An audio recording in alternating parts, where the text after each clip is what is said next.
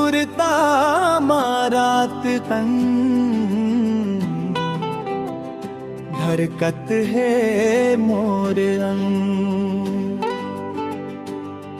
तोर सूरता बहुत आवे नींद मोर उड़ जाथे, तोर बिनाए जिंदगी मोर सूना सूना लाखे।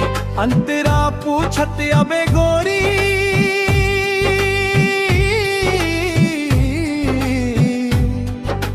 मोर नवा पारागा,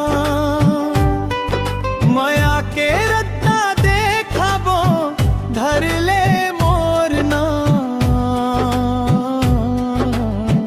तोर हंसी के जादू माँ मन मोर बहक जाथे, तोर नयन के ज्योति देख दिल मोर मुस्काथे। अबे मोर नवा पारागा हो गोरी मोर संग। तोर सूरता मारात दिन बस गे मोर रंग।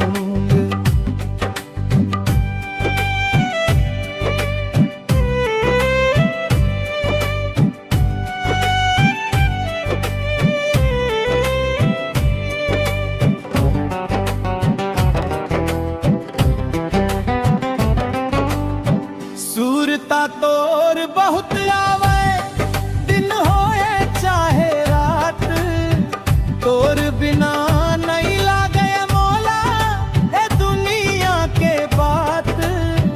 अंतरा दोई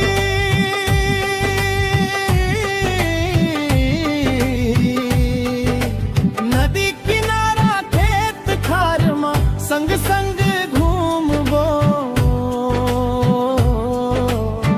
मंदिर देवाला जाके गोरी माया के दीप जराबो, मंदिर देवाला जाके गोरी माया के दीप जराबो।